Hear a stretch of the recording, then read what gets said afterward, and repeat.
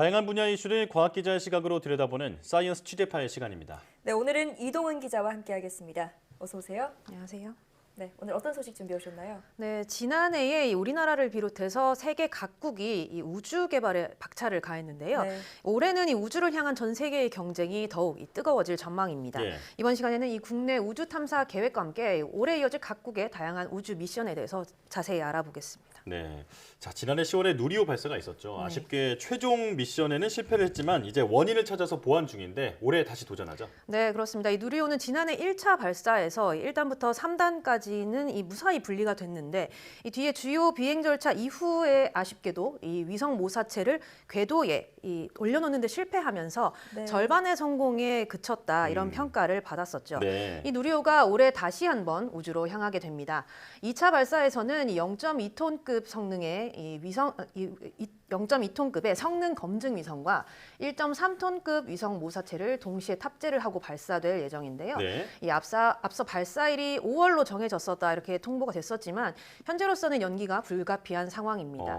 이 1차 발사의 실패 원인을 조사한 결과 이 3단 산화제 탱크 내부에 장착된 이 헬륨 탱크의 고정 장치가 풀리면서 내부 구조물이 충돌해서 균열이 발생했다 이렇게 확인이 됐는데요. 예. 이걸 해결하기 위해서 이 설계 변경 등의 과정을 거쳐야 되고요. 이 과정을 진행을 하려면 5월 발사는 사실상 불가능하게 됩니다. 네. 이 발사일은 추후 다시 정해지게 될 예정입니다. 네. 이 문제점을 완벽하게 개선해서 2차 발사 때는 꼭 성공 소식이 들려왔으면 좋겠네요. 네. 자, 또 올해는 한국형 달 궤도선의 발사 소식도 있죠? 네, 맞습니다. 이 한국형 달 궤도선은 오는 8월에 이 우주로 향하게 됩니다. 무게 678kg 정도의 이 달 궤도선은 이 고해상도 카메라와 자기장 측정기 그리고 이 우주 인터넷 등의 이 6가지의 탑재체를 활용을 해서 달 탐사 임무를 수행하는데요. 예. 이 미국 플로리다 공군기지에서 스페이스X의 팰컨 9 로켓을 이용해서 발사될 예정이고요. 이 만약에 성공적으로 진행이 된다면 올해 말쯤에는 달 상공 100km 궤도에 무사히 안착을 하게 됩니다.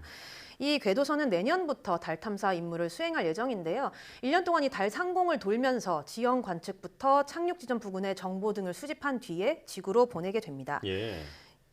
또 우리나라는 올해 하반기에 다목적 실용위성 아리랑 6호와 7호도 발사할 예정인데요. 네. 아리랑 6호의 경우는 눈이나 비 등의 악천 후에도 한반도 주변 지상을 감시할 수 있도록 이렇게 설계가 됐고요. 또 아리랑 7호는 해상도가 30cm 이하인 이 초고해상도 광학 위성입니다. 그래서 이 두 위성이 성공적으로 발사가 된다면 앞으로 우리가 초정밀 지구 관측도 할 수 있을 것으로 기대가 됩니다. 네.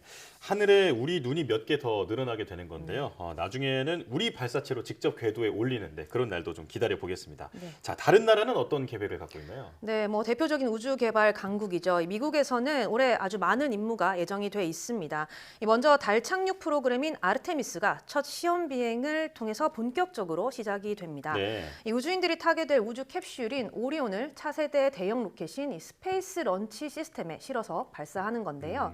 2단으로 된 이 로켓은 약 95톤의 화물을 지구 저궤도에 올려놓을 수 있습니다. 네. 네. 이번 시험 비행에서는 발사체를 이용을 해서 이 오리온을 달 궤도에 진입시킨 뒤에 지구로 다시 귀환시키는 것을 목표로 하는데 이번 임무를 바탕으로 이후에는 이 우주인을 직접 태운 유인 오리온을 발사해서 달 주변을 한 바퀴 돈 뒤에 지구로 돌아올 예정이고요.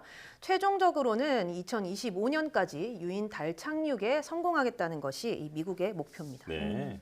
그 우주 개발 강국답게 정말 굵직굵직한 그 임무들이 많이 예정이 되어 있네요. 네. 다른 소식들은요? 네, 또 많은 사람들이 주목하는 이 미국의 우주 개발 인물 중에 하나가 바로 인류 최초의 소행성 궤도 수정 실험인데요. 네. 우리가 흔히 영화에서 이 소행성이 지구와 충돌해서 인류가 멸망하는 장면을 본 적이 있을 겁니다. 예. 실제로 이런 상황을 막기 위한 실험이 이루어지는 겁니다. 이른바 이 쌍소행성 궤도 수정 실험인데요. 한마디로 이 소행성의 우주선을 충돌시켜서 이 궤도를 바꿀 수 있는지 알아보는 실험입니다. 이미 지난 11월에 미국 캘리포니아주에서 이 우주선이 발사가 됐고요. 목표한 소행성을 향해서 출발했는데요. 이 우주선은 올해 9월 말쯤에 지구 근접 소행성인 디모르포스의 초속 6.6km의 속도로 충돌할 예정입니다. 이 디모르포스는 축구 경기장 규모의 소행성이고요. 또 우주선은 무게 620kg, 그러니까 소형차 정도의 작은 크기인데요. 예. 그러니까 우주선을 이용해서 뭐 소행성을 파괴한다 이렇게 보기보다는 네. 살짝 밀어서 궤도를 바꾼다 이렇게 생각하면 될 것 같습니다. 네. 이번 실험에서 소행성의 공전 주기가 73초 이상 바뀌게 되면 궤도를 수정하는 데 성공한 것으로 그렇게 여겨집니다. 네. 어릴 때 영화 아마겟돈을 보고 감탄했던 기억이 나는데 비슷한 일이 실제로 벌어지겠군요. 네. 자, 미국에서는 민간 우주 개발도 활발하게 진행이 되고 있는데 올해는 어떤 이벤트가 예정돼 있나요? 네, 먼저 스페이스X가 개발 중인 대형 화물 수송선이죠. 이 스타쉽이 이르면 3월에 이 처음으로 궤도 시험 비행에 나서게 됩니다. 네. 이 스타쉽은 슈퍼 헤비라는 로켓에 실려서 우주로 나간 뒤에 잠시 궤도 비행을 하다가 대기권으로 재진입할 예정인데요. 이후 하와이 인근 태평양에 떨어지게 되고 그렇게 되면 이제 수거를 해서 재활용할 수 있게 개발이 됐습니다. 예. 이 스타쉽은 이 100톤이 넘는 화물을 지구 저궤도에 실어날 수 있는데요. 스타쉽의 성공 여부는 이 우주 산업 상업화의 성공 여부를 가르는 데도 중요한 이정표다 이렇게 평가를 받고 있습니다. 네. 또 이 스페이스X의 가장 강력한 경쟁자로 꼽히죠. 제프 베이조스가 이끄는 블루 오리진도 올해 안에 첫 궤도 로켓인 뉴 글렌을 선보일 예정인데요. 2단형 로켓인 이 뉴 글렌은 45톤가량의 화물을 지구 저궤도에 실어 나르도록 개발이 됐습니다. 또 항공우주기업인 보잉도 5월 중에 유인 캡슐의 무인 시험 비행을 예고했는데요. 이처럼 이 민간 우주 기업들도 올해 이 우주 탐사에 더욱 박차를 가할 전망입니다. 네. 자, 이어서 다른 나라 우주 개발 소식도 전해주시죠. 네, 앞서 전해드린 것처럼 미국이 이제 아르테미스를 본격적으로 시작하는 것과 발맞춰서 네. 이 러시아도 올해 달 탐사에 나서게 됩니다. 달 남극을 향해서 탐사선 루나 25를 발사할 예정인데 네. 당초 지난해 10월에 발사가 계획이 됐었는데 착륙 시스템에 문제가 발견되면서 올해 7월 이후로 이 일정이 미뤄졌습니다. 루나 25가 이 계획대로 달 착륙에 성공을 하면 러시아는 1976년 이후에 46년 만에 달로 복귀하는 건데요. 네. 이와 함께 이 세계 최초로 달의 남극을 탐사하는 국가가 되게 됩니다. 또 이 우주 개발에서 사실 중국과 일본도 빠질 수가 없는데요. 그렇죠. 중국은 이 지구 궤도에 건설 중인 우주정거장 텐궁을 올해 안에 완공할 계획이고요. 지난해 이 우주정거장의 핵심 모듈인 테너가 발사된 데 이어서 올해는 이 나머지 주요 모듈인 이 원텐과 멍텐 등이 잇따라 발사돼서 이 테너와 도킹하게 될 예정입니다. 네. 일본 같은 경우도 이 우주항공연구개발기구를 중심으로 올해 달 탐사를 본격화하게 되는데요.